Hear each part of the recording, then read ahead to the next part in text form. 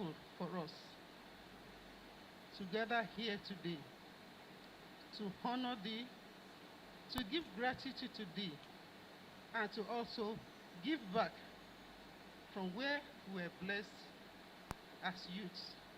Oh Lord, guide our thoughts, guide our paths, guide these proceedings.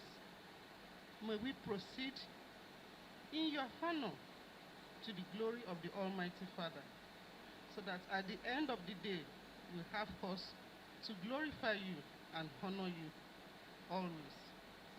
Accept our gratitude, Lord Almighty, once again, in thy holy name. Amen.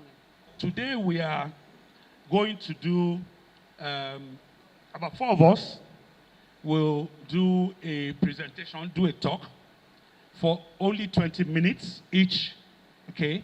And at the end of the day, there'll be judges there watching. You also will be judges, so you'll be judges on the ground, because you will do your own judging as well, okay? And there's going to be present. There's going to be a plaque for all those people that participate, okay? But there'll be general present for all of you, so not to worry, okay? Now, so we're getting started now, and I'm going to announce the names of the 4 people first, or who do I, is it judges first or the student? No, the participants first, okay?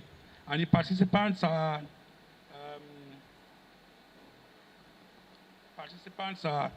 Tofumi Ojo, Chikamara Amauche, Favor Oyegoke, Augustina Adelodun. Judges, Mr. Emmanuel Sawyer, I think I saw him coming just now. Mrs. Funke Yerokun, Mr. Gabriel Enato, and Mrs. Cecilia Atwai.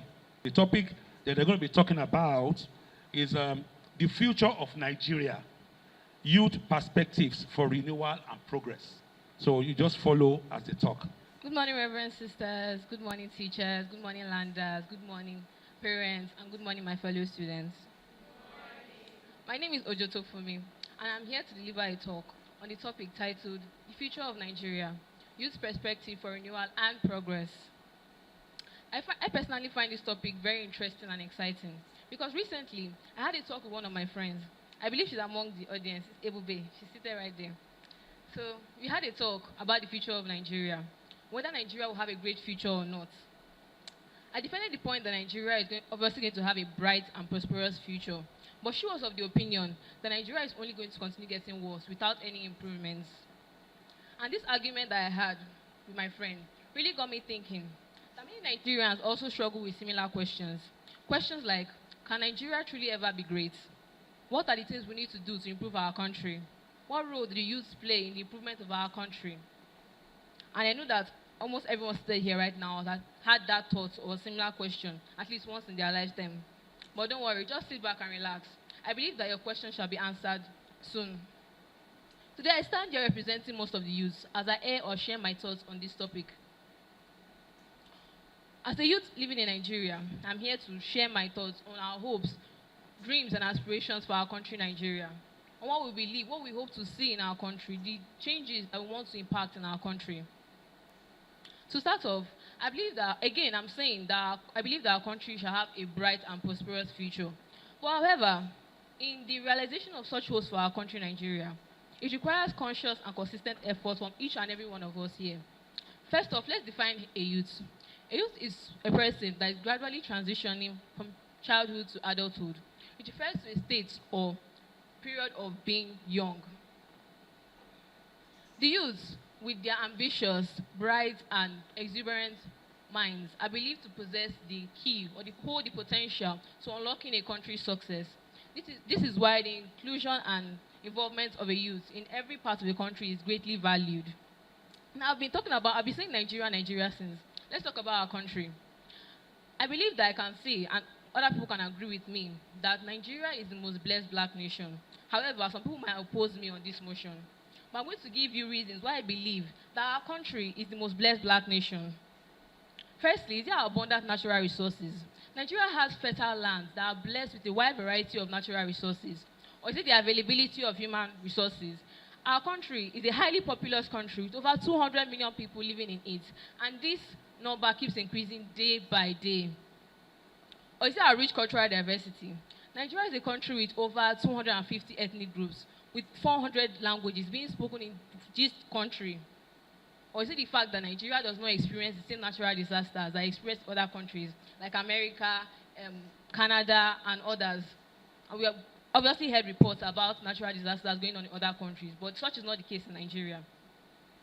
And it is no small feat or achievement that Nigeria is referred to as the giant of Africa. She earned that title. Despite all these good things I just listed, or despite the fact that our country is so rich in potential, why is it that we still remain backward? I want to throw this question to the audience now. Can someone please rise up and tell me one of the greatest challenges that you believe that in Nigeria that Nigeria is facing right now? Titi, please, can you answer? Okay, yes, that's a very, very, very important aspect of our country, an important problem that our country is facing right now. Now let's talk about the challenges that Nigeria is currently facing. One of the greatest challenges that I believe that our country is facing right now is the problem in politics. The Nigerian government has worsened over the years. Our government is plagued by corruption, bribery, tribalism, nepotism, weak institutions, bureaucratic tendencies, redundancy, and so many more. I could keep going on. As long as we have leaders who only care about building new houses, buying cars, going on frequent trips, we are surely not going to get anywhere. We need to fix our leadership. I believe that that's the most important thing we need to do in our country. If we really care about improving our country, we need to fix our leadership. As the administration of the entire country are in the hands of these people, it is in light of this that the youths are greatly advocating or demanding for political leaders who would be more transparent, responsive, responsible, accountable, and care more about the wishes and aspirations of the masses. We need more honest, fair, and just leaders. This will help to build trustworthy and credible leaders that would contribute towards the growth and development of our country, Nigeria. Also, I believe that everyone can agree with me when I say that another problem we face in Nigeria is the fact that most people that hold political offices today did not get there because of their merits. Many of them are there because they have connections or they know someone who knows someone in the government. Or am I lying? Yes, I'm not lying. And it's because of that that we the youth believe that the only yardstick in employing or appointing or electing people into political offices should be their suitability and their qualifications. This will help to build more effective leaders that actually know what they are doing in government. Also, another problem is the fact that Nigeria has a problem in conducting elections. Why is it that in America, when they conduct elections, it's like a normal day? Many people go to work, children go to schools. It's a normal day in the country. But however, in Nigeria, that day is more like a public holiday. It's like a day where most people are not allowed to move around. It's because of the mass violence, the thuggery, the intimidation, victimization that is always going on that day. And such should not be the case. We the youth, we need a country where there is an adequately secured and peaceful method of conducting elections. Everyone will be free to do their normal activities as a person. Okay, now I've talked about Nigerian politics. Let's talk about our economy. Because our economy too is also facing serious problems. I believe that inflation is the major problem we have in Nigeria's economy today. Can someone please rise up and tell me what inflation is?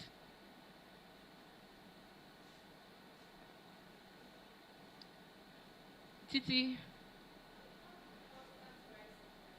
Yes, thank you. You're correct. Anyone else? Angela?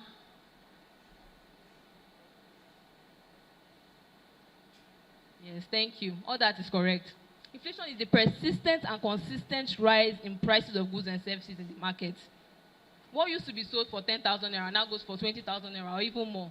What used to be sold for 1,000 naira that we could, especially like, let's take for example, our soft drinks now that we usually buy for like 100 naira. But now, many of them are 500 naira, some 700 naira, and they keep increasing, some 800. They keep increasing day by day. When Tinubu first came into power, we were promised that our economy will be stabilized. And they implemented some economic reforms, like removal of fuel subsidies, and they tried to unify the exchange rates. But however, this did not work out. We got the opposite of what we were promised. As petrol prices now have only skyrocketed more than 20% than before, and inflation has worsened. This has greatly increased the poverty levels in our country, as the rich are getting richer and the poor are getting poorer. This has widened the economic gap between the rich and the poor in our country. According to statistics, More than 80% of Nigeria's population of people are poor. This is more than half of the percent of people we have in our country, and they keep getting poorer. It's because of this that the youth are greatly seeking and advocating for the government to change this. It should implement more sound economic policies that would help to control inflation and reduce the prices of goods and services in the market. Goods should be more affordable to make everyone able to buy and live well. You should have a good standard of living, everybody in the country, both the rich and the poor, both those that are living, both those that are working in the lower class and those in the upper class.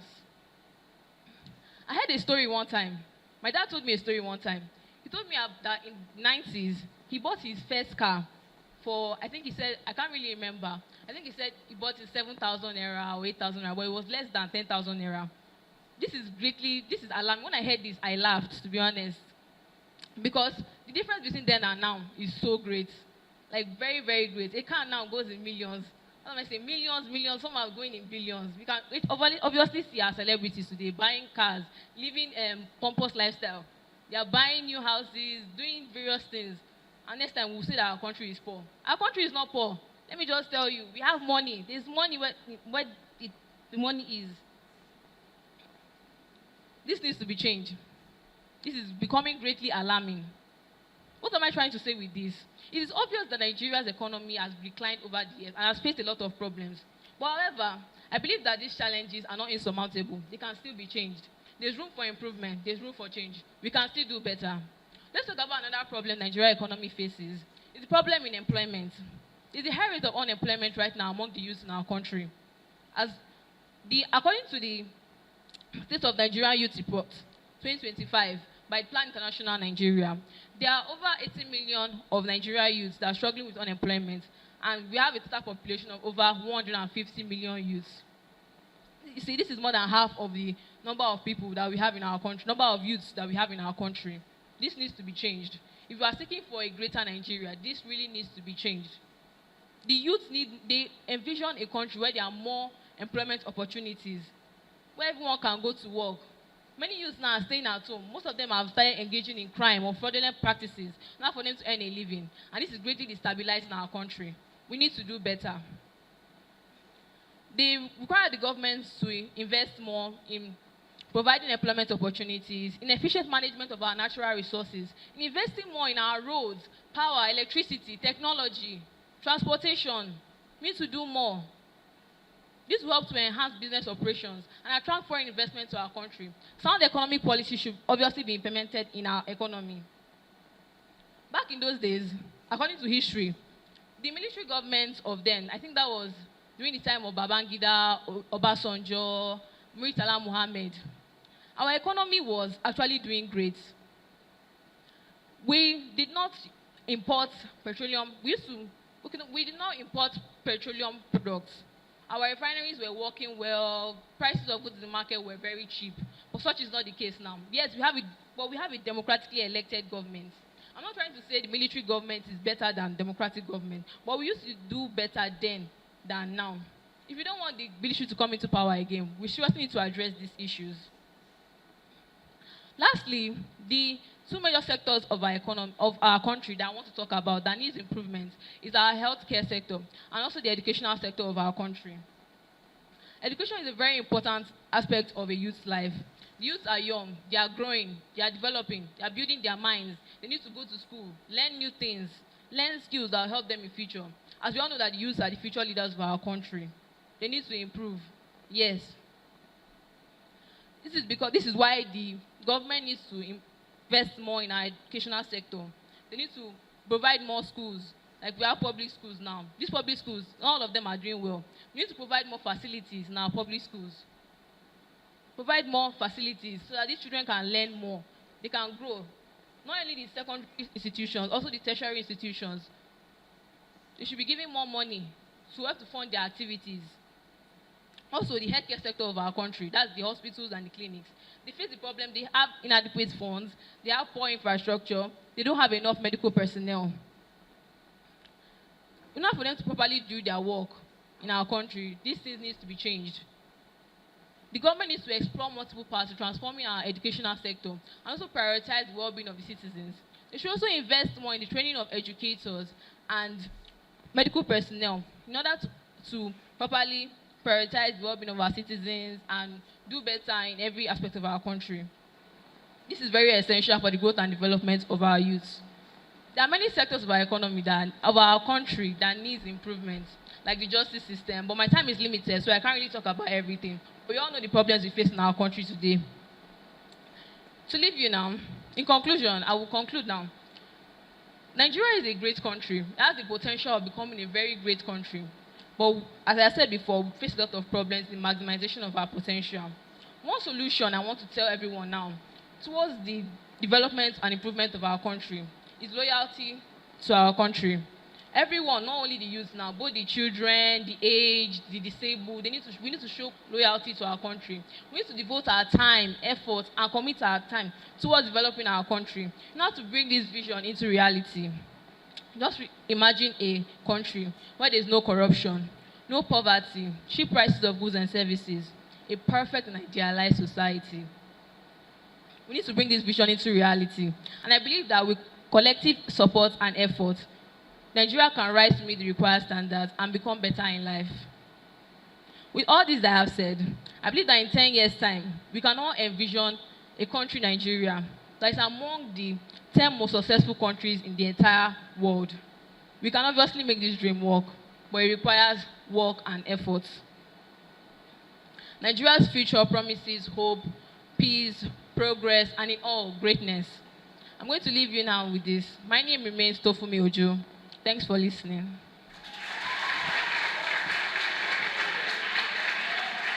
Nigeria through the eyes of its youth, the dreams, fears, and the road ahead. Who are youth? Do what we feel or think about our future and that of our country matter? Do we matter?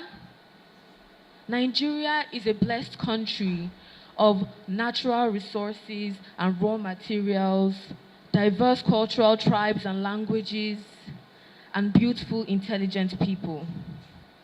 Nigeria is a country of many wonders, yet it is marred by the greed and selfishness of its political leaders.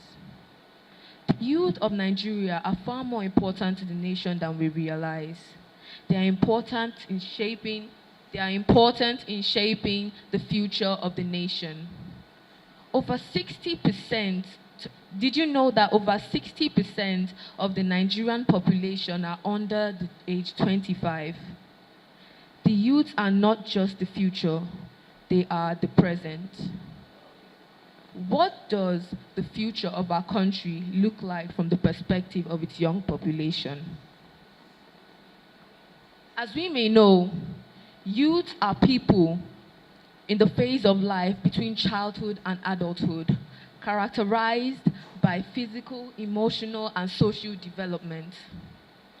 The youth hold most of the demographic power in the country, as most of Nigeria's population is young, over 63%, as I mentioned earlier. Did you know that millennials and Gen Z make up about 50% of the Nigerian population?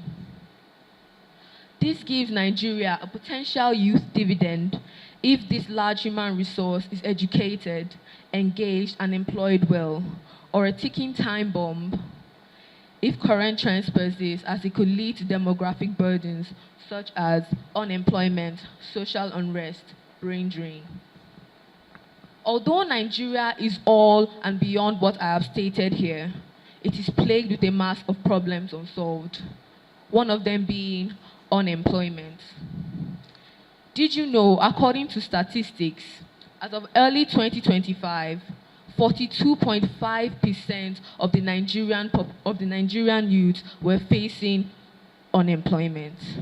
This is an outstanding issue in an economy, as most of the young population are struggling with it.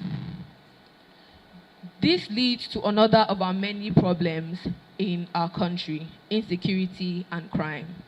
Due to the idleness most of our youth face as a result of unemployment, they tend to turn to the streets in order to make a living, engaging in activities such as banditry, armed robbery, Boko Haram, online fraudulent activities, also known as Yahoo, street boy life, also known as Agbero boys. Sorry.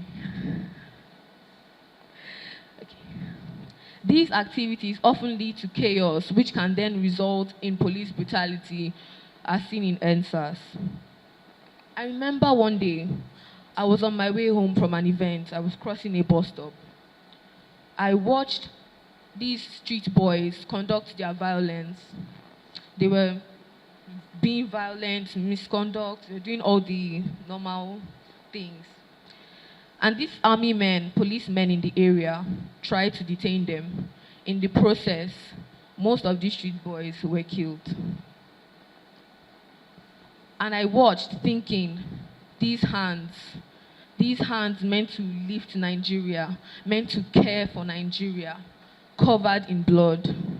Their untapped potential gone with them. And I thought, these policemen, are they not to care for us? Are they not to take care of us, to secure us? I could not even continue to watch. I had to leave. Another problem is that of the educational system, which with its poor curriculum, flaws, and underpayment of teachers, which leads to strikes and delays, does not allow students to actively make use of their potential. Due to the strikes, economical instability, and insecurity, most of our Nigerian youth have developed a sense for hope of movement, both socioeconomical mobility and for a movement abroad, also known as Japa syndrome. Many see Japa as a route to a better life, not out of a lack of patriotism, but from a loss of hope. Many of our youth share a common fear that nothing will change. Leaders will continue to recycle themselves, and our voices will be sidelined. Many think that nothing good will come out of this country anymore, and that is why they leave. Now, many of our youths are afraid of becoming another generation that watches history repeat itself, powerless to change it. How does a country develop without its youth, its future? This migration to other countries in search of greener pastures is killing our country slowly, as a country is nothing without its youth. Youth want access to quality education, jobs, and opportunities to better their lives and that of their families. One without the fears, challenges, and frustrations of lack of opportunities or unemployment, uncertainty, and vulnerability, governance issues and governance issues, economic hardship, education system weakness, political exclusion, and more. Youth face simple problems, and to these problems are simple solutions. Solutions that would take nothing out of the government, yet they refuse to do the needful. Still, in the face of all this, Nigerian youths are not giving up. The government now has nowhere to move but forward, as Nigerian youths are no longer taking any of the insecurity and the corruption in the country. The road forward can be paved through ways such as youth-centric policies that specifically target the youth needs: jobs, education, mental health, employment. These are crucial, as these say to the youth, this is the first step to encouraging them to at least stay.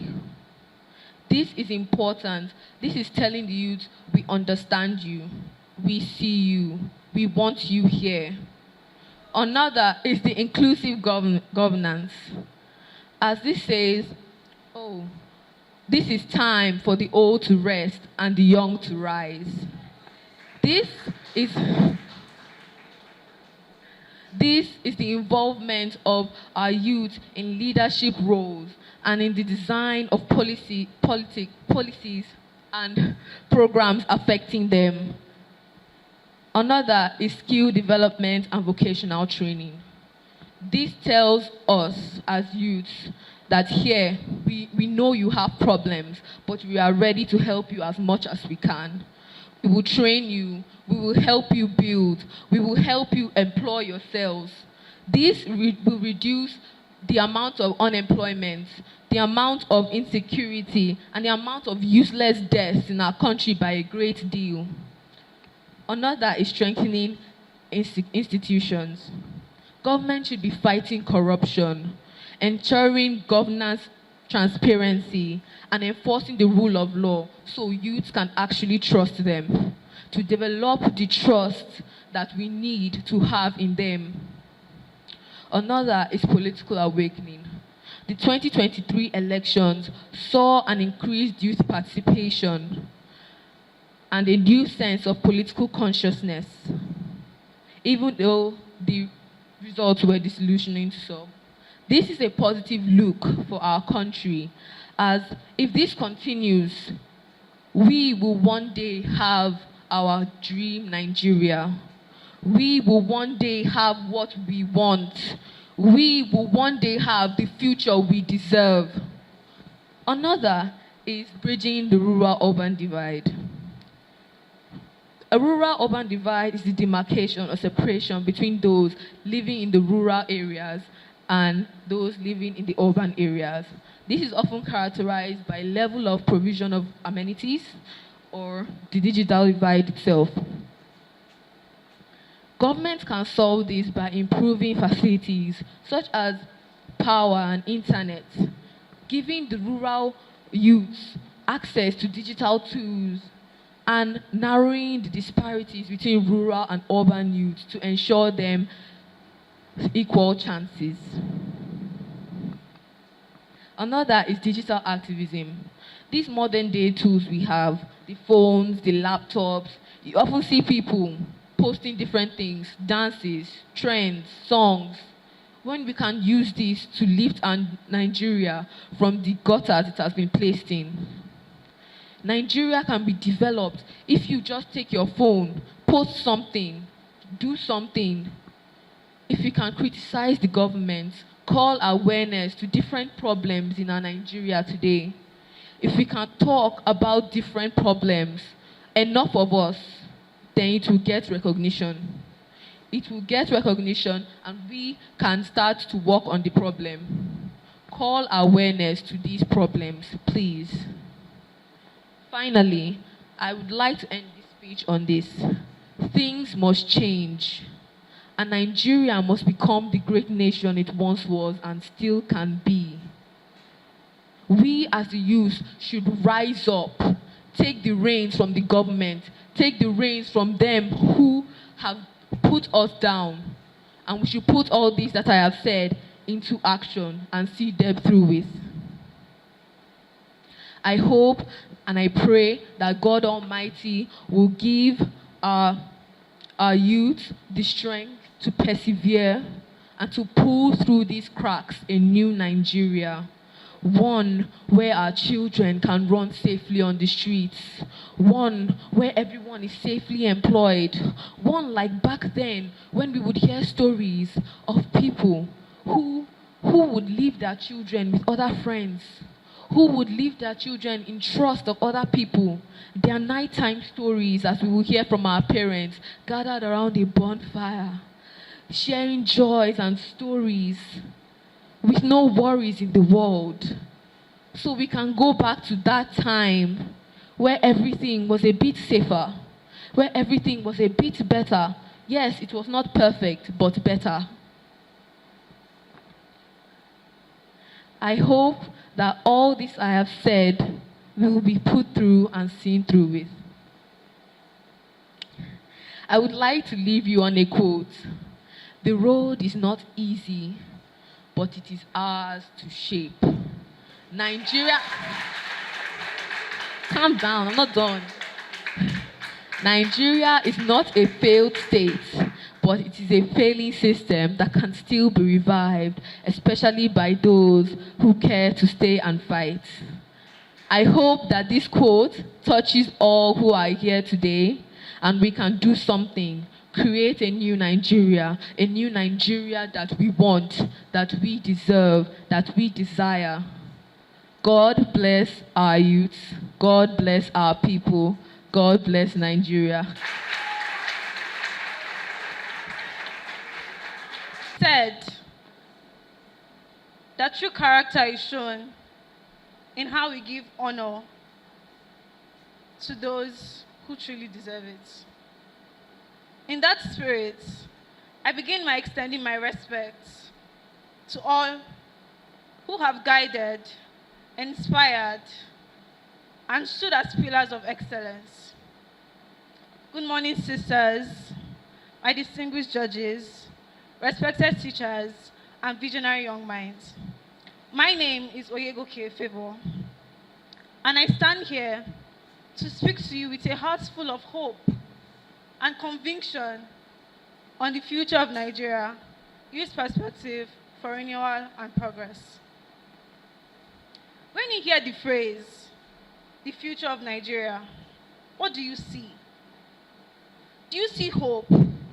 Or do you see frustration? Do you see light at the end of the tunnel? Or do you see a tunnel that has no clear end in sight? Now imagine this.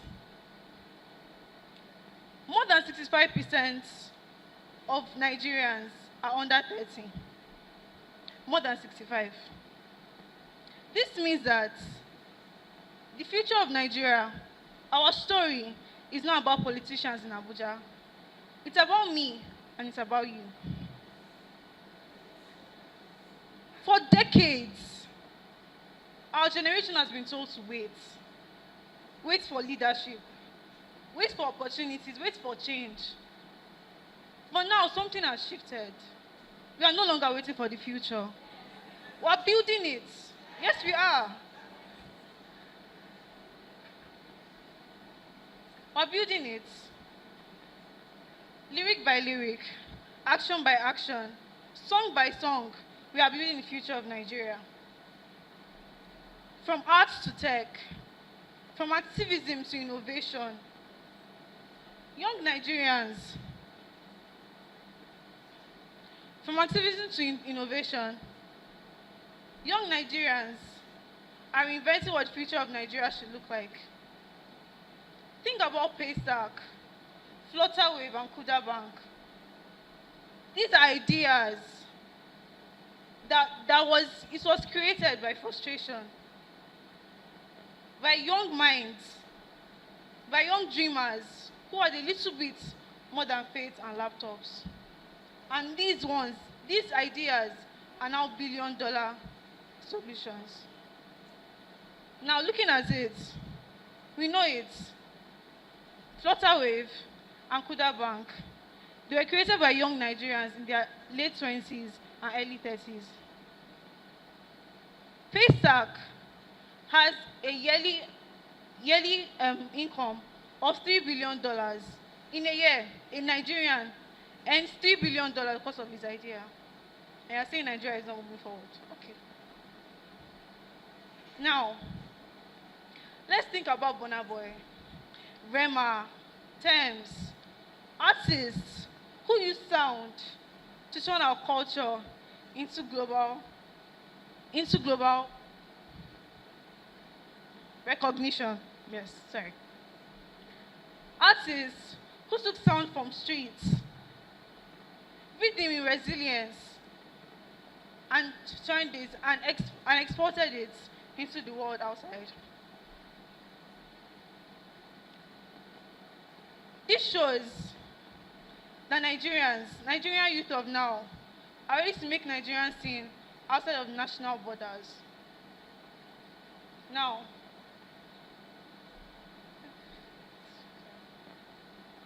okay.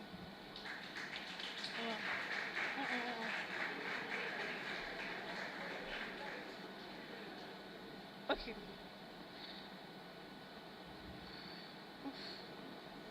Okay, Afrobeat today isn't just music, it's a cultural revolution. Okay, I can't do this. Okay. Moments. 2020, right? We all remember it. Something happened. Unity. Many young Nigerians came together from different ethnic groups, different social backgrounds, different religions. They came together to stand and say, enough. Enough of the injustice. Enough is enough. We're not doing this any longer. Now, this was not just a moment of protest. This was a realization. It was about realization. We realized that our voices, when joined together, could move an entire nation. Now, we know that Nigerian youth face a lot of problems. We're not talking about their problems today. We're talking about how they have worked in the past and how they are still working to make Nigeria a better place tomorrow, to make the promise of a better Nigeria a reality. Now,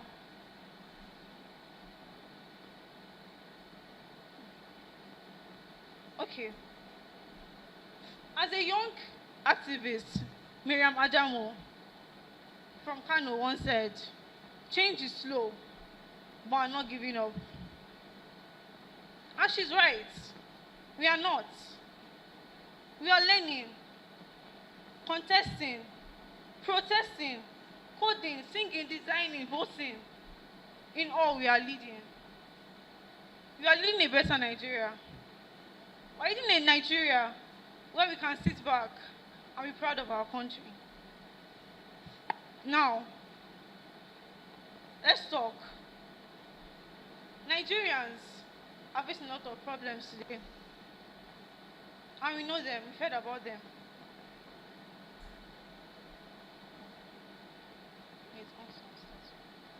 Okay. But I want to tell you today, Nigerians have a PhD in survival.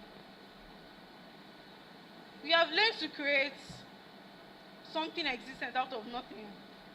We have learned to hustle in dignity, dream in ambition. We are not waiting. We're not waiting for them. We're not waiting for the government. We're not waiting for them to give us the future. We're demanding it now. We're not seeking permission. We're not waiting for validation. We're making transformation. We're creating transformation. The youth of now are ready to show and prove that they can take the bull by the horn. That is enough. They've done enough. They've led them enough. They've envisioned a Nigeria led by its own people. They fought for independence. The youth are extremely important in the country's growing rate today. Now, let's envision a Nigeria where let's envision a school where coding is being taught, where coding is learned as simply as handwriting, where teachers are not just examined as their mentors. This is the type of education that produces innovators and not just job seekers.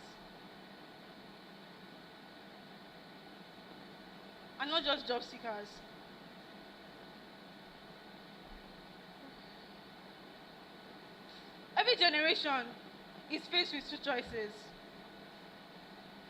to change, to complain, or to create. So instead of asking ourselves, what can Nigeria do for me? Let's begin asking, what can I do to build Nigeria? Because we are Nigerians, we are the owner of the country. We are the only ones who know what we can do to move it forward. Everyone has a role to play in moving Nigeria forward today. Not every person on the newspaper, on the headlines are the true leaders. Not just the government, not just Tinubu. Those are not the leaders. There are some people who are working in the sidelines, who are working behind the scenes to ensure a better Nigeria. A teacher who stays in school past school hours, teaching a struggling student, that is a nation builder. A young coder who helps an old farmer or an illiterate farmer to build an app to monitor weather conditions, that is a nation builder. A woman who starts a small business in her kitchen and employs youths to work with her, guess what? That is also a nation builder. Those people are working in the sidelines to make Nigeria a better future. So we have no excuse. Nigeria must be great. Nigeria is a great country. It's not a dwarf. Nigeria is a big country. It still remains the giant of Africa. But yes, everybody has their problems. So now we're going to ask ourselves that in this movement that we're making now, what are we going to do? Are we going to be spectators, or are we going to actually participate in it? Are we going to be spectators, or are we going to participate? What is going to be our role in this movement? So,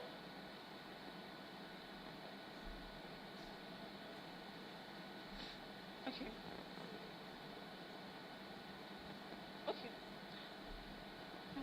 To conclude my talk today, I'm going to be saying that Nigeria has a lot of problems. Yes, we know. We might not be the one with the best roads, or we have the most stable electricity. That's not true. But we have something that every nation envies, that every nation wants, but not every nation has. We have a young population with boundless ability.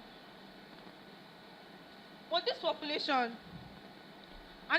are ready to make their mark in Nigeria. So as I'm leaving, I'm going to leave you with this. The future of Nigeria lies in our hands. It lies in my hand, it lies in your hand. It lies in our hands. Every one of us here, we have a role to play in moving the future of Nigeria. But I must say, it has never looked brighter. Thank you.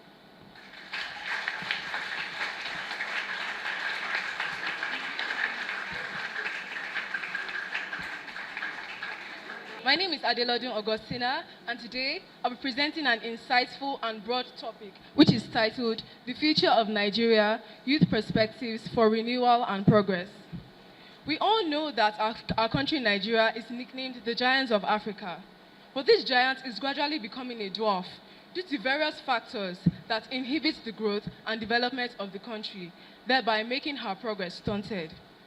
Nigeria is a federal republic located in the sub-Saharan region of West Africa and is known as Africa's most populous country due to the fact that she has an estimated population of over 230 million people, and she's also known as the sixth most populous country in the world.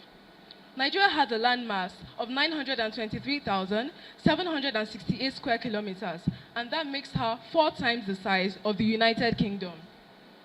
Nigeria is also known as Africa's largest oil exporter, as she belongs to many international organizations. Please, who from the audience can tell us any international organization Nigeria belongs to? Please stand. Thank you. Thank you very much. Anyone else? Yes, phrase. OPEC. Last one. Kamsi. Thank you very much. Please clap for them. Now, we can see that Nigeria belongs to a lot of international organizations. Nigeria also had an increase in her GDP just in the first quarter of this year by 3.13%. Nigeria is also a country that is filled with diversity, with over 500 languages and over 250 ethnic groups. Notwithstanding this stupendous appraisal, Nigeria still faces some setbacks that reverse her progress and limit her potential, thereby causing the sense of trepidation in the hearts of many citizens, especially our youth. Who here knows who a youth is? A youth. Definition of a youth. If there's no one from the audience, then I can continue. Okay. Titi.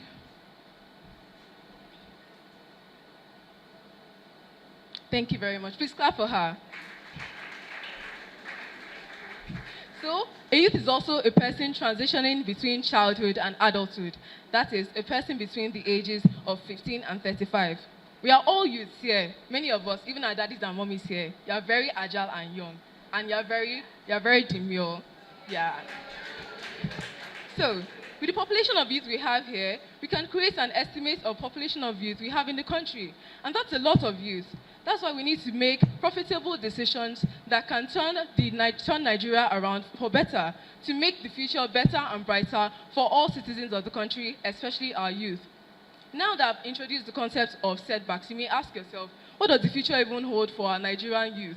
Well, let me take you on a journey, as I'll be giving you an explicit and expository analysis on 6 sectors or factors of Nigeria with components that either make or mar the country. So I'll be talking about social factor, where we'll see the decrease in social interactions due to the overuse of technological devices.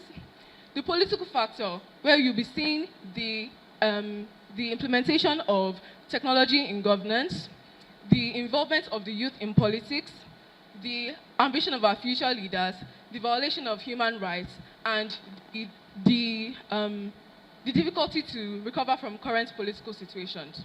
We'll be seeing economic factors, such as the decline in the contribution of the agricultural sector to the growth of the economy, the effect of mass emigration on the country, the grieving loss of jobs due to the overuse of artificial intelligence in workplaces, and the future development of all sectors in Nigeria.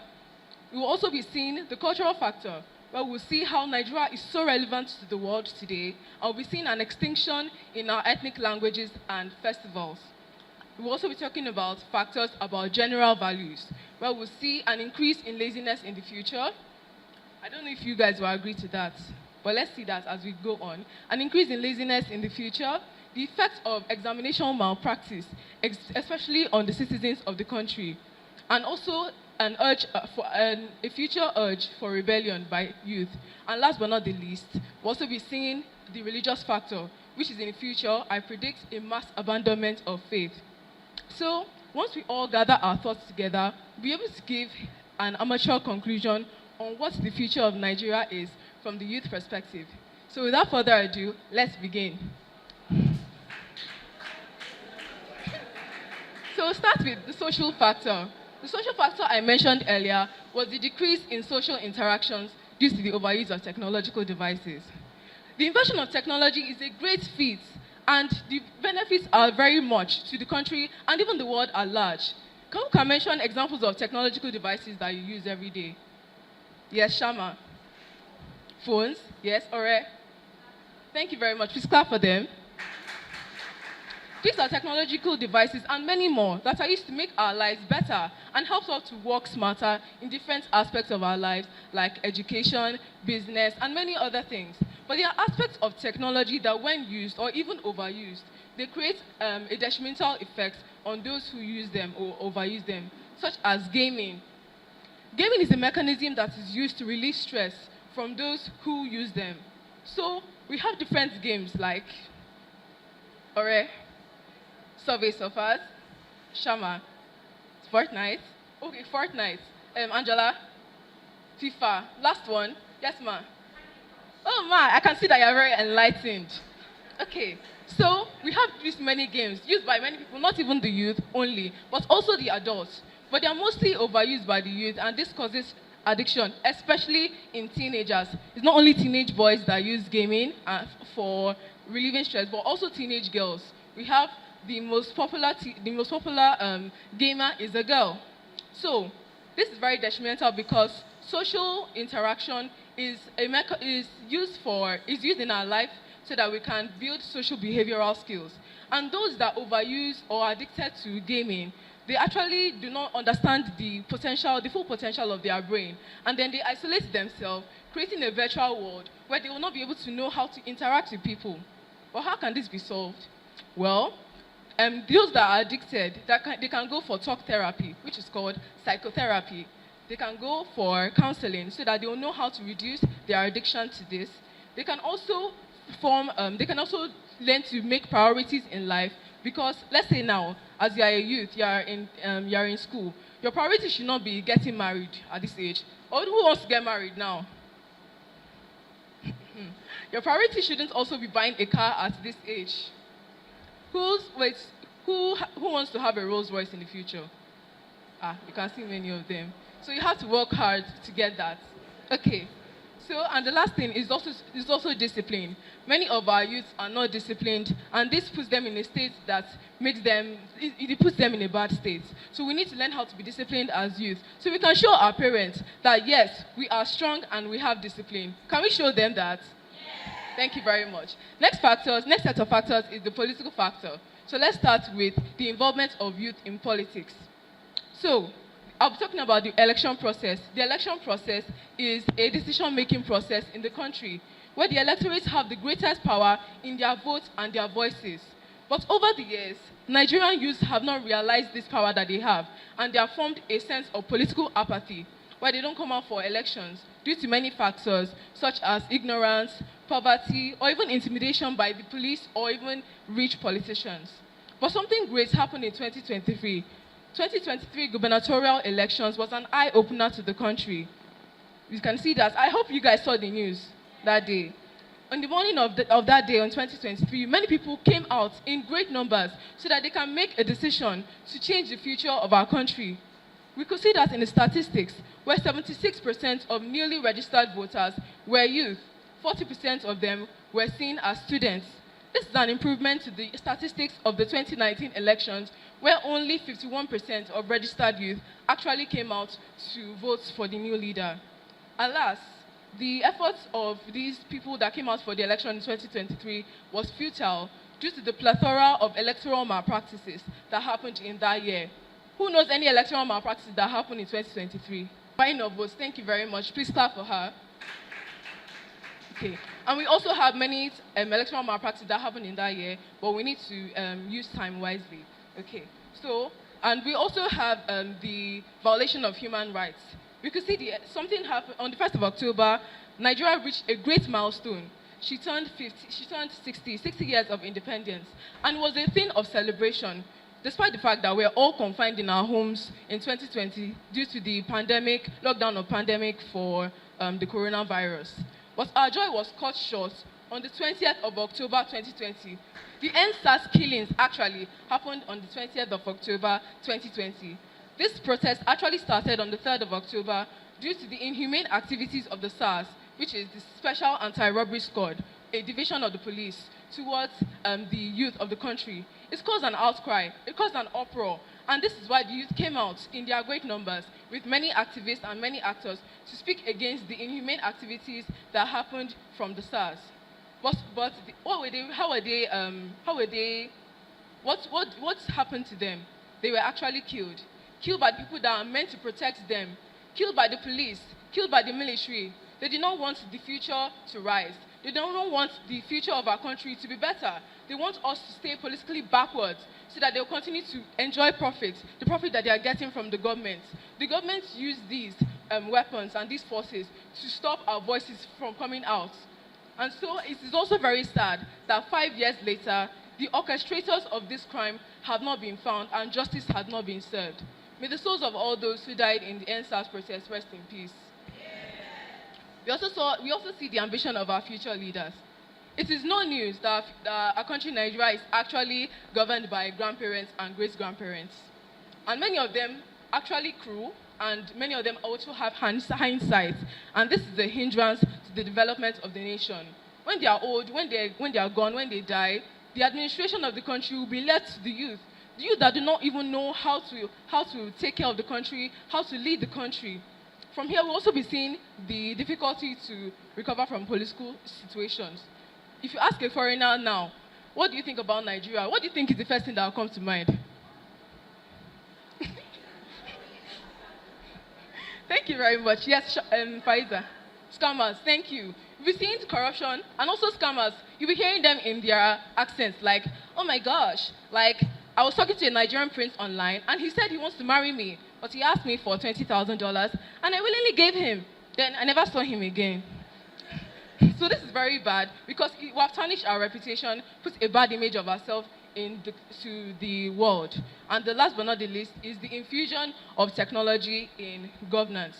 So in the 2023 elections, the INEC, which is the Independent National Electoral Commission, actually introduced some technological devices that can aid in the election process, such as the BVAS, which is the Bimodal Voters Accreditation System, the IREV, which is the INEC Results Viewing, and the IVED, which is the INEC Voting Electorate Polling and device, and so on.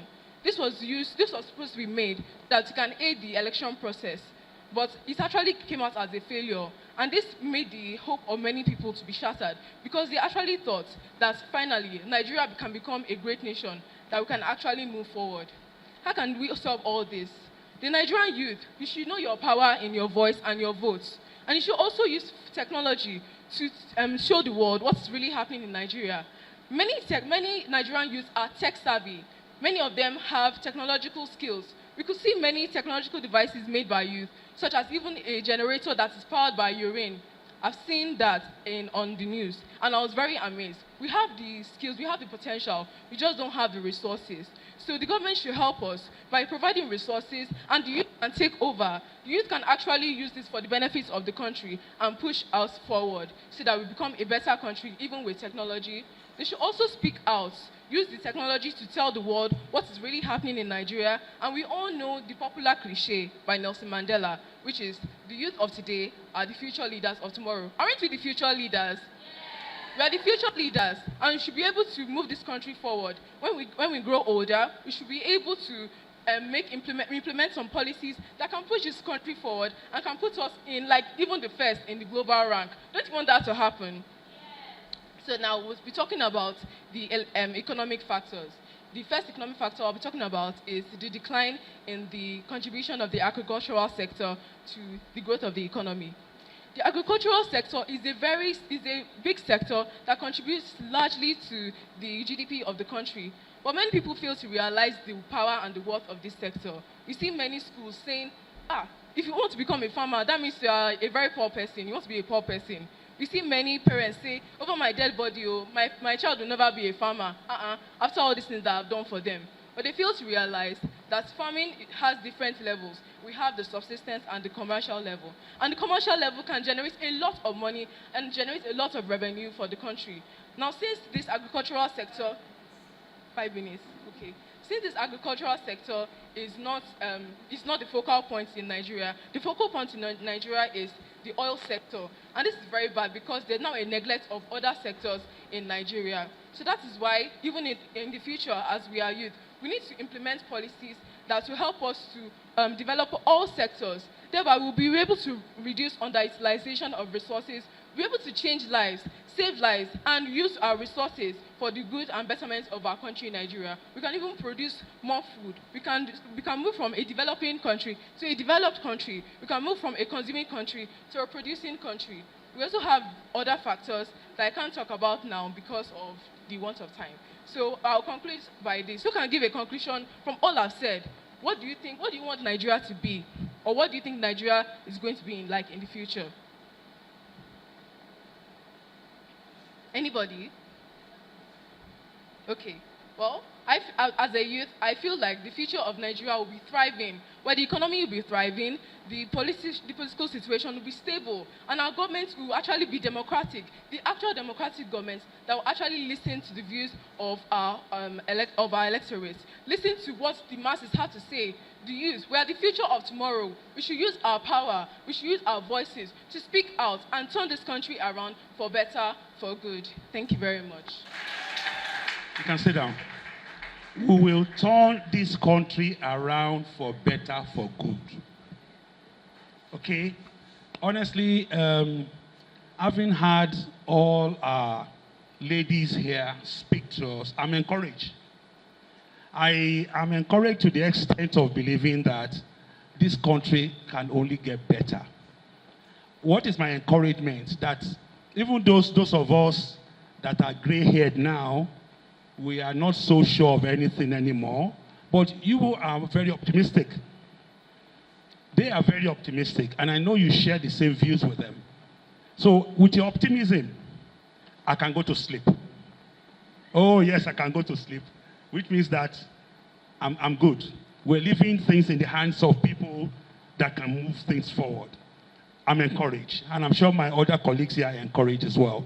MCSS, can we clap for all the children here, please? Thank you very much. Okay. Well, they have done well. The results will come later, and they will be nicely rewarded for the efforts they've made this morning, and also for encouraging us. We will be having somebody, a lady, to come talk to all of us, okay? But you in particularly, a way of encouragement, 10 minutes. 5 minutes. Thank you. 5 minutes. Panel of judges and my fellow students. My name is Obia John. I'm here to present the topic, the future of Nigeria from the youth's perspective for renewal and progress. So as a youth, we have all heard our parents talk about the good old days, when 1 naira could buy you a bag of rice, 15 naira could buy you a brand new car, not some token ball car that you always need to repair. The activities of our corrupt leaders have left Nigeria battered, bloodied, and scarred, but not defeated. She stands in defiance for her youths, her children. So as the youth, what should we do? We must seize the reins of leadership and fight for our country. We must not wait for our grandfathers and grandmothers to fix the country for us. Rather, we should do it ourselves. Is it the story of Burna Boy, our Grammy Award winner, or is it Hilda Bassi, the recent world record holder? Our youths have consistently shown that not only are they good, but they are the best. Just like our mother, Nigeria, our youths have learned to be resilient in face of lack of support and infrastructure from governments. We have always shone out. We have always been the best since the beginning of time. So, if you ask me about the future of Nigeria, I will not be afraid. Rather, I would anticipate it with enthusiasm, because it is not only bright, but it is a brilliant future indeed. Thank you. I have a speech I wrote down. You're going to permit me, I left my glasses when I was hurrying to come, but I'm going to read, but I'll speak to you from my heart. I speak to the young ones from my heart, because you are at the center of my heart. I always say it. I always say it. Once upon a time, I was a teenager. I was a student. And by the grace of God, I'm standing here because God gave me the opportunity to. And because of certain things I went through as a young girl, I want to see that every one of you is fine. Not just the young girls. I'm talking about the boy and the girl. Okay? So I want to start by saying thank you once again, sirs. Thank you, Ma. It's a privilege. And it gives me great joy to stand before you today to speak on the topic that holds the key to the nation of tomorrow. The future dream is you. Young ones, the future dream is you. So every time we talk about the future of Nigeria, people look at, people think of infrastructures, roads, skyscrapers, industries, technology. But let me tell you something. When we're talking about the future of Nigeria, we're talking about you sitting down here, the young boy, the young girl. You are all seated today, and you are the dream of Nigeria. There is a song. When we had our Children's Day event, there is a song that was born in my heart. It's been burning. And it was sung by Whitney Houston of blessed memory.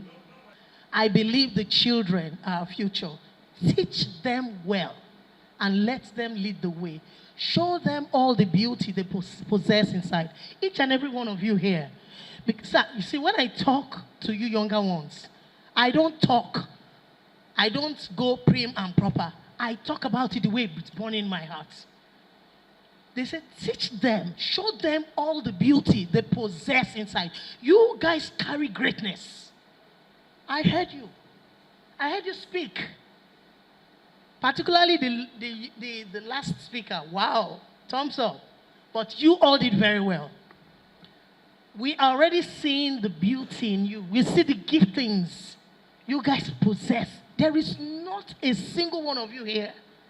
Listen to me. Nobody should tell you that you cannot amount to anything. Can't you see how you are doing this thing? Efulefu. You know what efulefu is now? Oh, look at you, double. My dear, nobody. None of you. You are all uniquely created. Okay?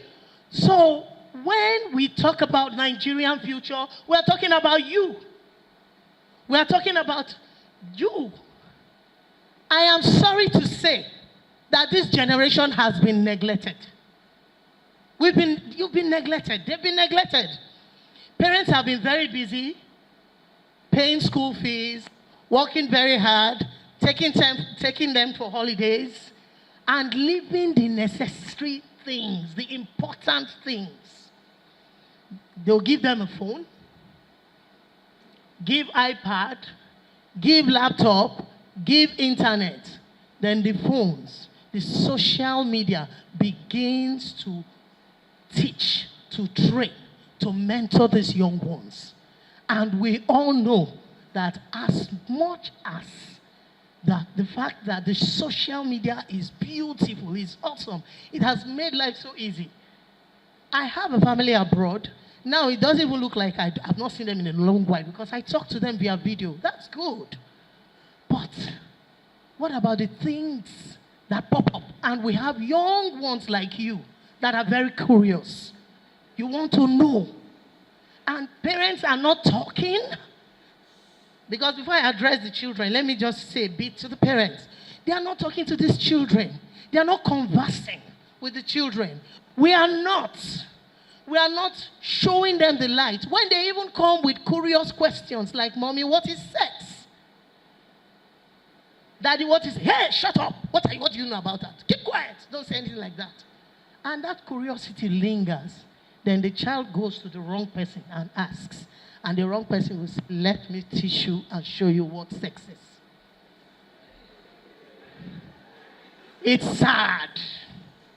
It's sad. And then the social media begins to pop up things, suggest.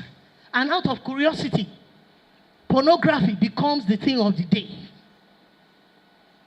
You see girls, 10-year-old, 8-year-old, in porn sites, dancing like God knows what. It makes me cry. In fact, I'm not right. No more this. I'm talking from my heart because there is so much to say. And when the child wants mommy or daddy, just take the phone, go and play. Danger. Time bomb.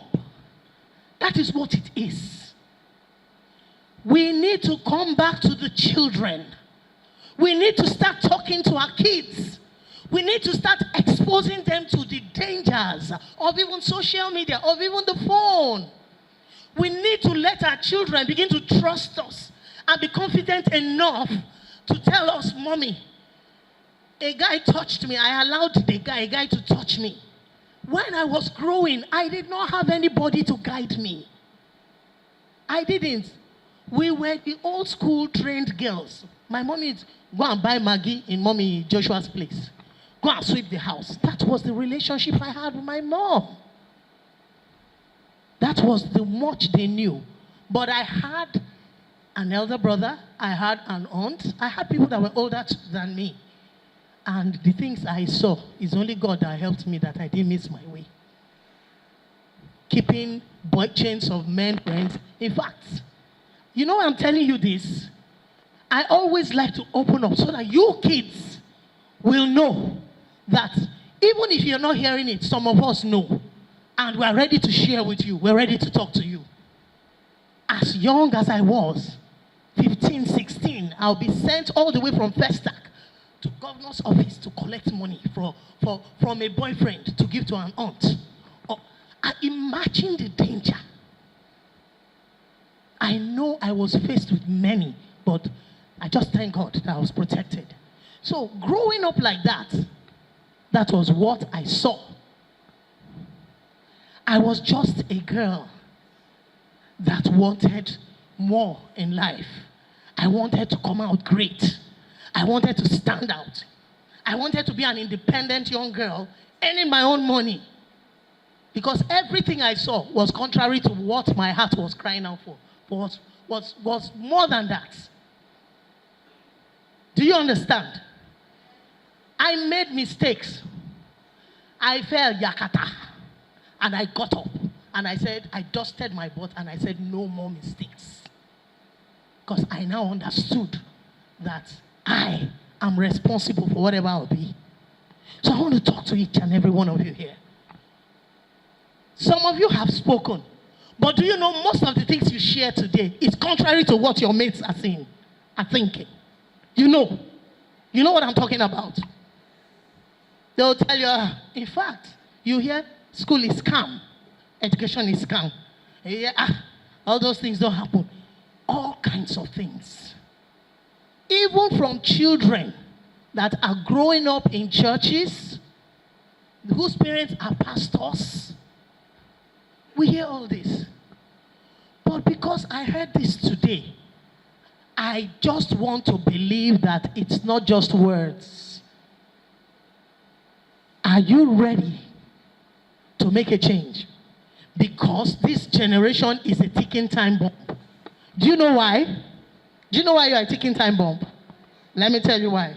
First, your brains are digital. It's not like we were analog. You guys, it's not even digital. In fact, where are you now? You have even passed the digital, if you ask me. You guys are too much. The way your head thinks, the way you guys imagine. You guys sitting down here, do you know the word I am waiting to hear? Because I know, particularly in Nigeria, we've got it. We've got it. We have got it. Did you hear of the first robotic surgery that was a success? Do you know it was a Nigerian? And do you know whose son? I got to hear that it's Okonjo Iweala's son. Who is Okonjo Iweala? Okay.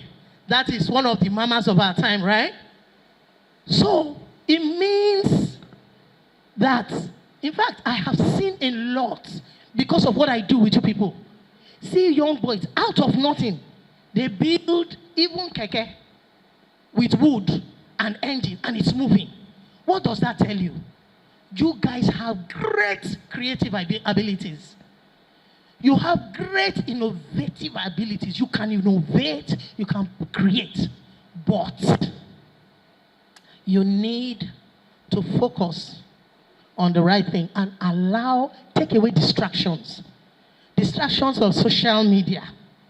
Yes, thank God, because when I go to schools and I ask them, what do you want to study? I want to be an actress, I want to be a musician. You know why? It's because of the blink blink like they are saying. Because there's so much hardship in town that every child doesn't want to go through anymore. They just want to be like the Davidos, the Burna Boy, and you know their names. But do you know that if everybody becomes a musician, who will be treating you in the hospital? Who will be building houses? Who will build skyscrapers? Who will be our IT people? Who? You are the future of this country. I am seeing great minds. I am seeing strong, charactered young men and women. But it depends on your choices. It depends on the decision you take. You see all those things that were shared today? How many of you here will run with it? Who is running with it? As I'm talking, by the time, I know that with a school like this, there are restrictions. But if you have your way now, you get your phone. The next thing is either WhatsApp group chats or irrelevant talks. Do you have a group of friends that you sit down and you are thinking of creating, you are thinking of innovating? When I was in Form 4, because I did not do JS1, I was part of the Form 1 to Form 5. I had 4 seniors. They were super intelligent. And they were all guys. I hooked up with them. Oh, because these guys, when it comes to science exhibition, they were building things. And I was looking and I was wondering, these people, so they started teaching me physics. They started teaching me chemistry. If I had assignments and it was difficult, I went to them.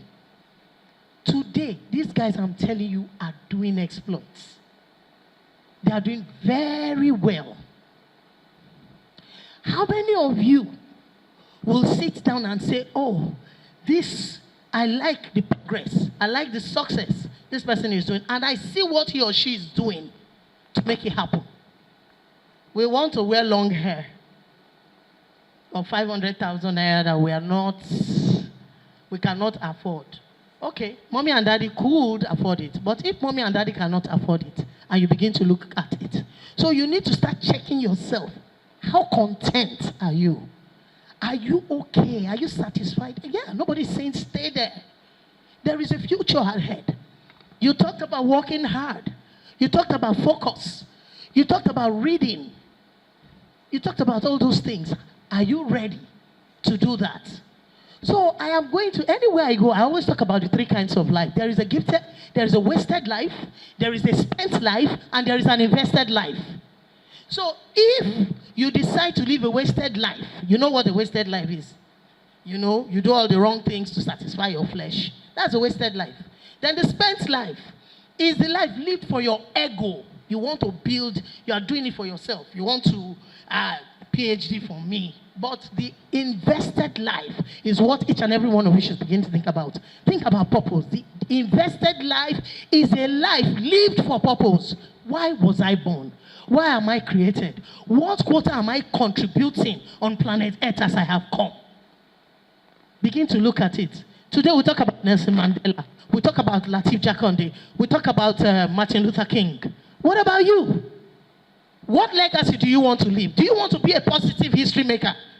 Nigerian kids, smart kids. I am talking to you guys. Big boys and girls. Don't look, forget about your size. What you carry. You carry greatness. Focus. Choose right. Take the right decisions. Spend your time productively. We want Nigeria to change. When you become honest, we have a honest tomorrow. Right? When you become hardworking and integrous, we have a hardworking and integrous country. Imagine every one of us. Let's see, corruption has eaten deep. We talked about examination malpractice. Sit down and read. Give it your best. And there will be no need for examination malpractice. So do it right. So begin to invest in your lives. Start from where you are. From your home. From your school. Teachers, don't give teachers the reason to punish you. Get it right. Congratulations. Thank you. God bless you. So what if you don't know what you're like supposed to become to make the country? Okay. That's where we're going to talk about passion. Do you understand? That thing that is burning in your heart and you are just, you're not happy that it's not working. You know, something that is not working out, that is a bother to you, is troubling you, is something you are also created to come and fix. So what you do is look out for mentors that are trying to do 1 or 2 things to solve that problem. And you yourself, definitely, because you are given a creative ability, God will put ideas. Ideas, things will come. Because it's a problem, and you are troubled, and you want it solved. Ideas will begin to come. Look out for like minds. People that share the same passion, that share the same burden with you. Discuss it. And so, okay, we have seen the problem. We have identified the problem. What can we do? That is a step. And there is no way you will start with that you won't start finding solution. So look inwardly.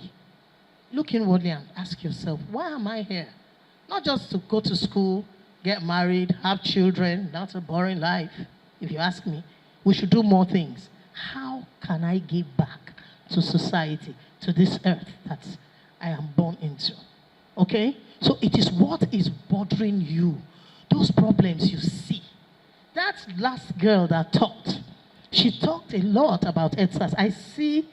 I hope he's not an activist, but I see somebody who is going to stand up for justice. Do you understand? God bless you. Music is the food of the soul. It's what you take in.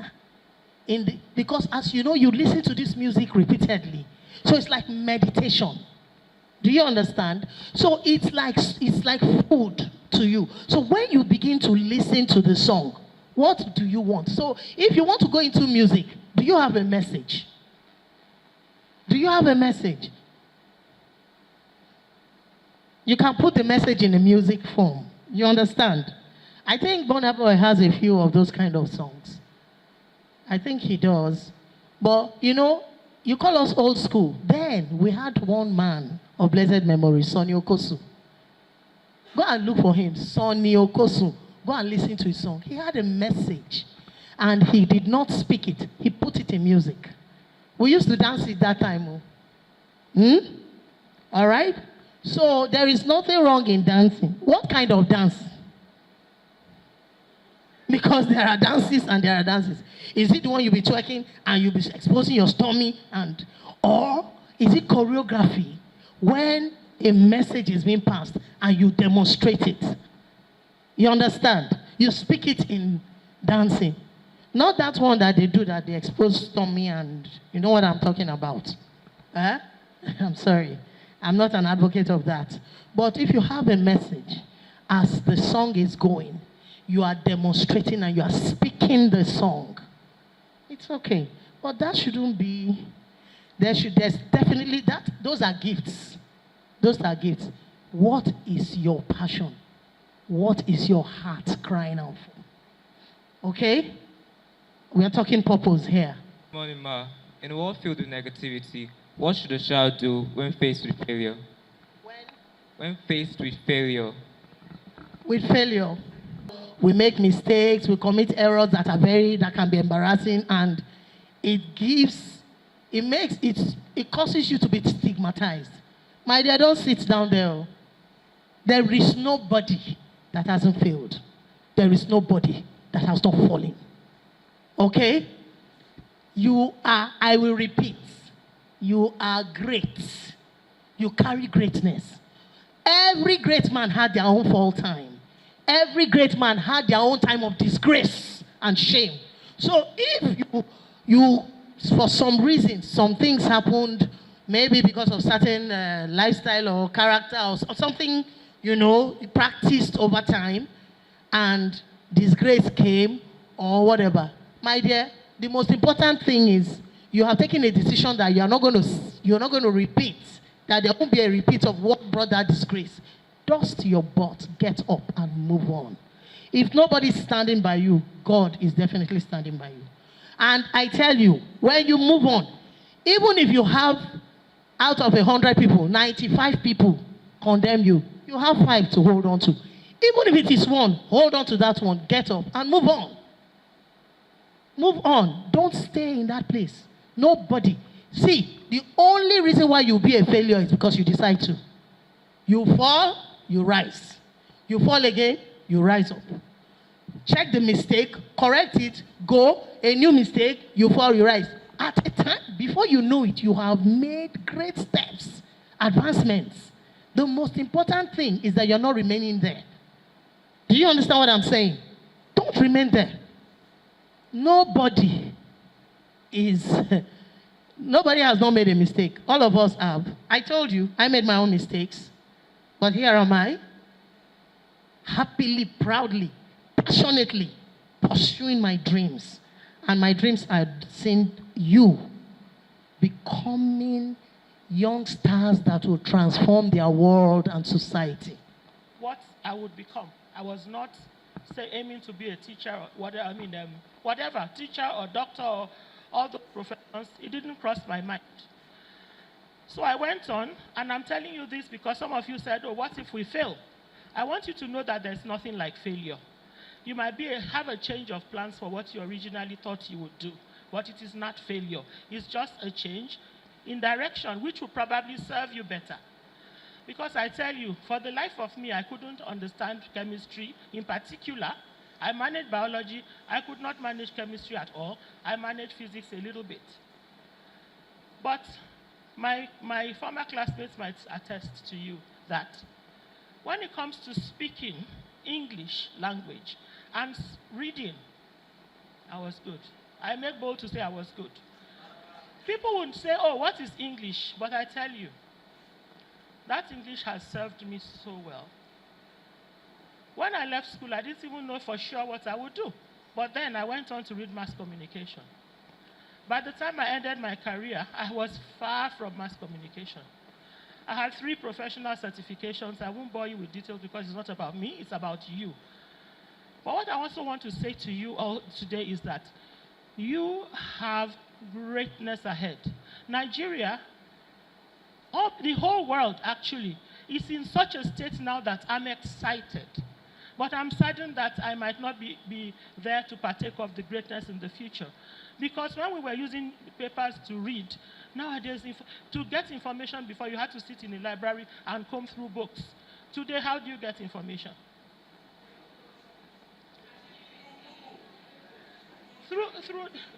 There's so much information available to you. So please look inside yourselves and say, what do I enjoy? As the other speaker said, when you identify that, you've got your future. You've got your passion. I will not tell you much, but I'm happy at how I turned out because I reached the peak of where I could get to. Now I'm happily enjoying my life, quietly but happily, very, very content. One of the greatest accomplishments I have is to have 3 kids and 7 grandchildren. I love them. Why I mention them also is because those grandchildren, they really shock me because when they are talking technology, when a 12-year-old is coding, 12, there's so much opportunity for us. The future is so bright. Forget about bad governments or bad politicians. With or without them, you as an individual, you have a bright future. And I trust that you will make it big because I saw 4 students here eloquently defending a topic they got barely 1 month ago. That shows greatness. That shows that you, young boys and girls, ladies and gentlemen of the future, you have a great time ahead of you. Please, do not spend your time browsing and doing WhatsApp. Spend your time finding out what is available out there. I was talking about this thing. Somebody was saying, youths are just useless, they are doing Yahoo. I said, you don't know this. But youths are doing so much. Right now, I don't live in Nigeria. I tell you, we hire Nigerians to do work for us. You want to do an internet, you want to create a website, we are getting labor from here. I have family members and I know people who spend like 2 million naira every 2 months paying to Nigerians to help them develop software for the businesses they are trying to establish. Please, is that not a bright future? Do you know that if you can find what people like, maybe you like to cook, maybe you love, I like to cook, I'm using my example. You like to cook, you go on the internet, you create recipes, and you put recipes up on YouTube. Do you know you can earn up to 1,000, 2,000, 5,000, 500,000 a month, dollars from that? Yes or no? Sure. So that's what we should be looking at. Leave aside what government is doing. Leave aside what they are not doing. Think about how you can contribute. And I promise you, when you have the money, you have what? You have the power. Look at what Elon Musk and Donald Trump. Isn't it interesting that when Elon Musk walked away, Donald Trump was almost like, oh, he was my friend and we were good. I don't know why he changed. Because the guy has what? He's the richest man on earth. He has the power. I'm not saying that it's all about money, though. I'm just saying that when you have money, you have a voice because you have the resources to make that change. You have the resources to build that borehole in a local community. You have the resources to create things for other people. You will create jobs because you have a business that's hiring 500 people. So those are my thoughts for you. Please think about it. You have a great future. The future, your future is bright. And who is Nigeria? Nigerians. If we have this community of children, all of you grow up, you mature. Each person is hiring 500 people. How will Nigeria not be better? God bless you. All I'm doing right now is reflecting back some 50-something years ago. Can you imagine how we looked at that time? Just like you guys and girls. And by the way, the guy who came to defend our integrity, thank you. Because for a minute, I thought this was a girls' school only. And I really want to thank you. One thing that Dapo did not say when he was introducing Gregory da Silva, could you stand up again, please? Gregory, we were classmates. His command of the language was terrific. He could speak and speak. It was troublesome too, But now you can see that good things come in all packages. He is not a big guy. Okay, very calm. I don't even know how to describe him sometimes, but it was unique. They called him Gentle Dove. It was very rascally. Let me put it that way. Gregory, thank you for making us proud and for being a part of this.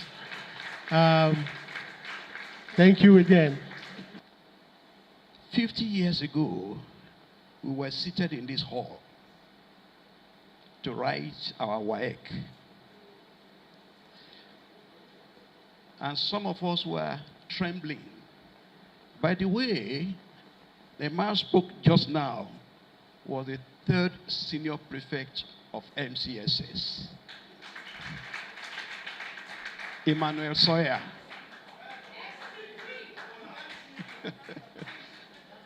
That's it. We see him now.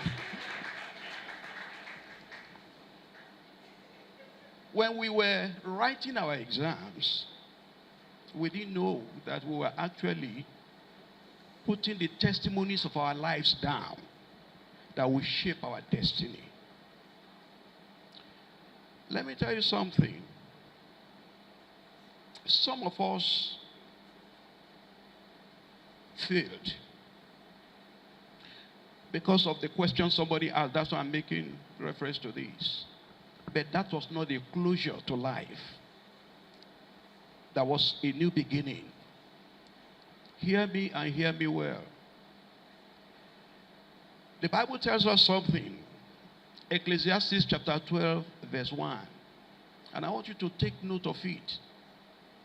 It says, remember now thy Creator in the days of thy... And it began to add other things. I'm not here to preach, but just to tell you that you must, in all you do, remember your Creator. He owns your life. He owns your tomorrow. You are a partner with Him in shaping your life, in shaping your destiny. Yeah, you've heard a lot of things being said. And when I was listening to the speakers, you were, elaborating on things that are wrong with the country, how things were. I remember telling one of my children that the year I got married to their mother, petrol was 19 kobo per liter. How much is it now? No, sorry. So I want them to put it in perspective. 19 kobo means 0.19 naira. Why am I saying this? Life is a continuum. It keeps going in an incline. And you must climb as it goes.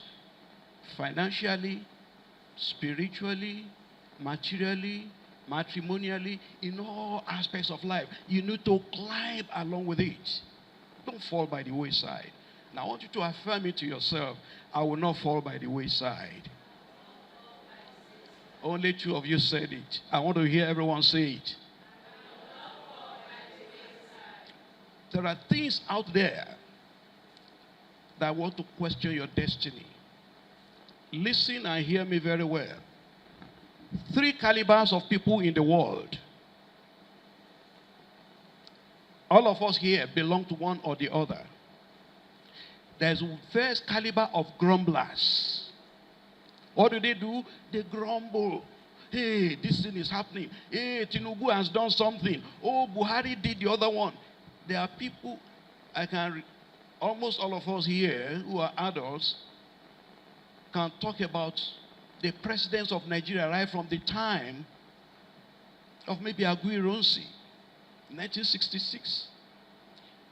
We can say one or two things about the subsequent leaders. There has never been a time that people were claiming that, oh, the country is beautiful. I'm sure some of us old ones will still remember one song. Iluleo kosowo lode.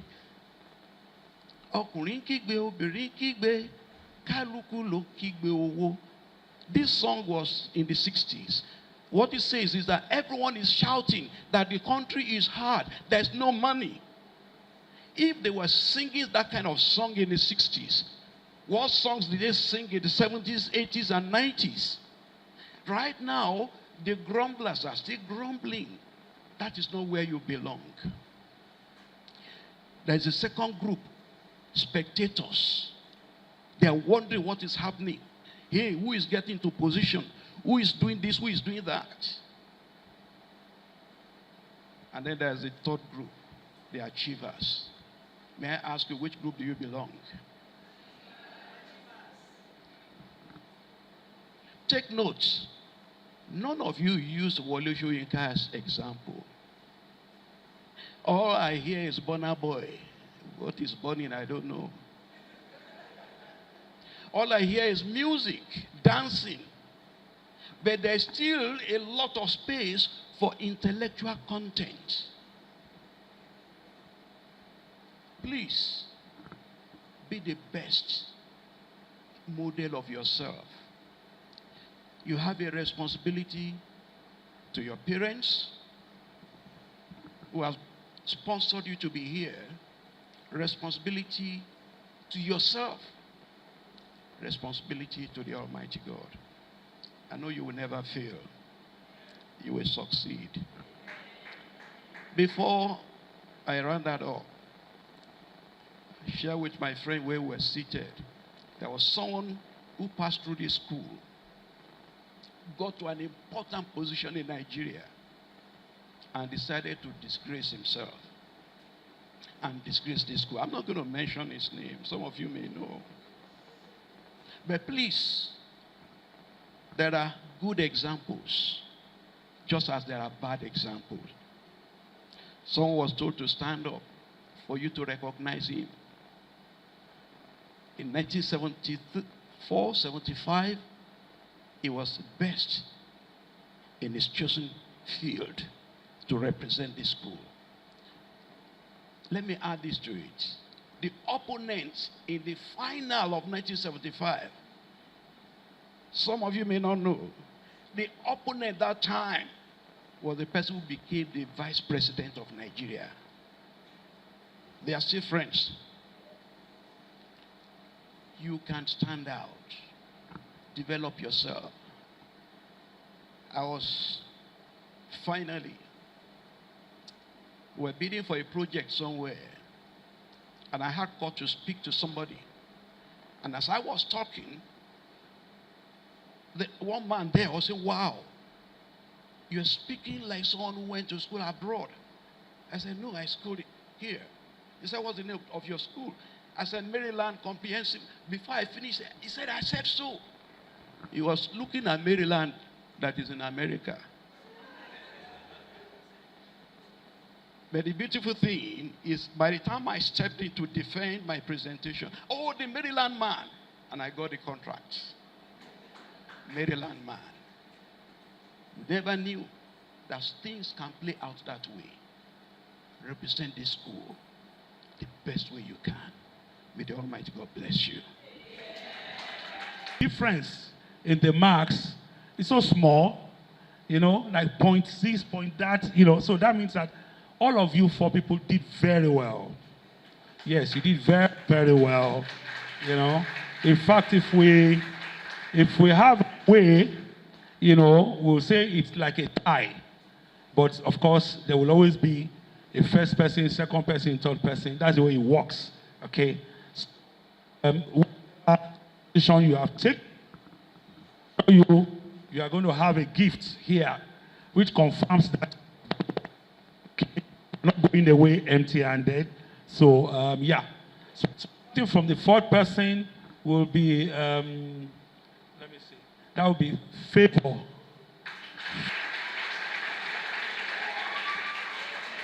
Okay.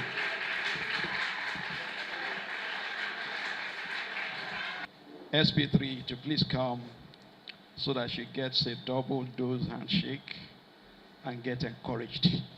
All right. Okay. So going away today is a and cash gift of 10,000 naira. A cash gift of 10,000 naira.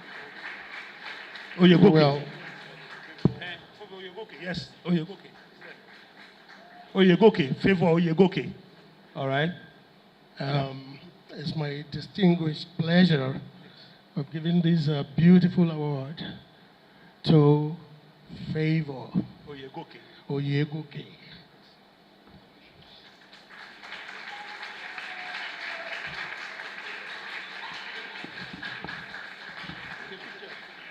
Tofumi Ojo, third position. Yeah.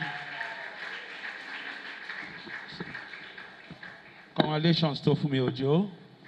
I want to invite Funke to come forward to come and shake her hands. Did put up a good front. Very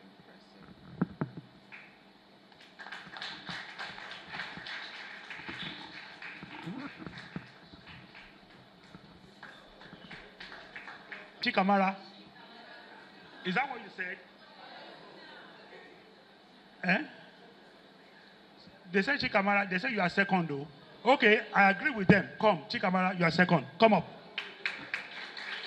Come up. Come up.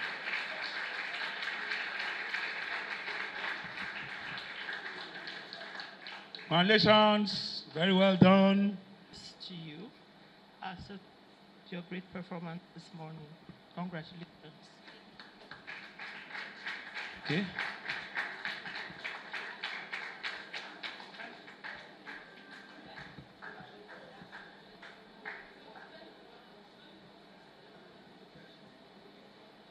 No. Second. Oh, first one now. Okay.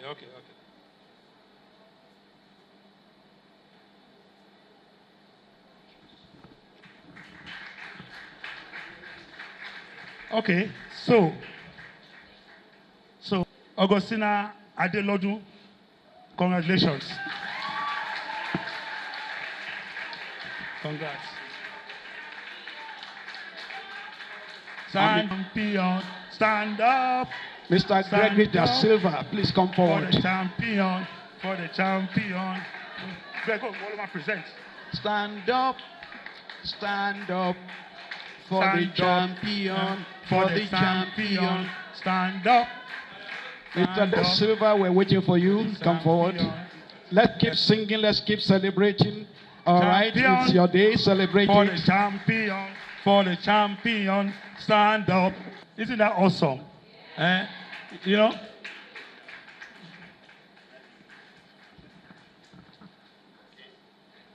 I'm so shy. I don't know what to say. Anyway, it's a pleasure being here. I couldn't have kept away from this particular program because it's what I like so much. And of course, we owe it to the school. So when people say that I really did well during the intercollegiate debates, I want the glory to go exclusively to the school, not me. I keep saying, I've always said it. And it's because we had good teachers and we had a very good principal, Mr. Antonio Moera. And incidentally, when I went for my A-levels, he came to meet me there too. He became my principal. Yeah, so he signed my testimonial when leaving Maryland. I also signed my testimonial when leaving St. Gregory's College. So when I had the opportunity, I can't remember where, I presented the two testimonials. They were worried and said, did this man, was he trying to give us fake testimonials? I knew that. I quickly explained that it was that spirit of Maryland that followed me to St. Gregory's College. I will forever be grateful to God that I attended this school. Honestly, it's the best school in the world. Yes.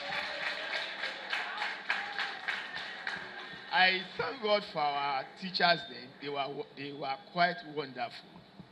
And I told somebody around here, I think a teacher too today, that I also thank them for stepping up. The school did not collapse. The school is far better than it was. So we are very grateful to the teachers, and we are grateful to all members of staff of this school. Well, we couldn't have had anything different from what we had today. If it had performed lower than this, I would have been surprised. They spoke very well, more than I ever did anyway. I know that. So, what's your name, please? Okay, I met you. Say it again. Augustina. Your surname. Okay, I did Lord. That's very good. So, on behalf of the, what do I say now? On behalf of our set, let me just say our set. There was a set I met here when we were coming in. They left this school. We are 20 years older than them. 20 years older than them. So you could see the difference. Well, I'll keep thanking everybody anyway. So congratulations. I'm very proud of you. I was around when you were speaking. You are really spewing it, and I'm very happy. So, on behalf of our class set, I present this to you. Thank you very much. Yes.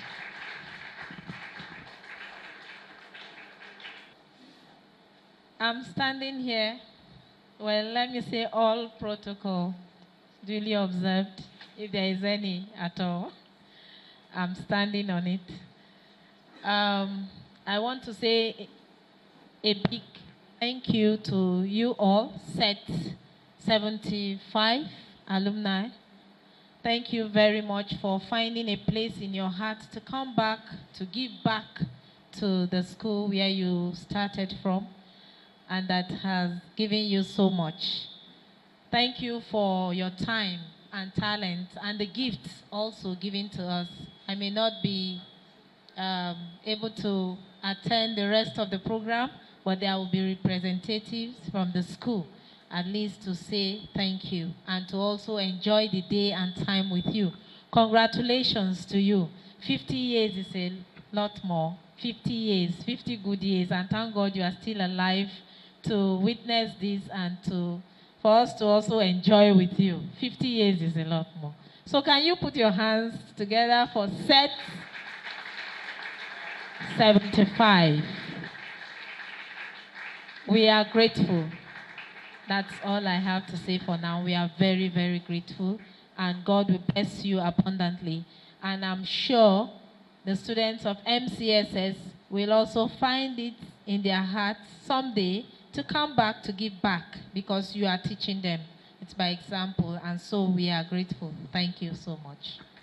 Heavenly Father, we thank you for this day. We're so thankful for these many years that you've kept all of us. We thank you for the ones that are here today and the ones that were not able to be here with us today. We thank you for the ones that we've lost, and we thank you for the many blessings that we cannot count today. Coming in here today was such a blessing. I was overwhelmed with emotions like, oh my God, this place is very much the same. For all of that, Father, we give you glory. As you continue to supply this institution with people with vision, with purpose, and resources for this school to continue in your name and to continue to make a difference in this community. You are God, and as Pastor Ayeni said, we need to continue to keep God in everything that we do, because He will give us the light that we need to get to have a better vision of that purpose for our lives. And Father, as we leave this place today, we continue to ask for your protection, guidance, provision, wisdom,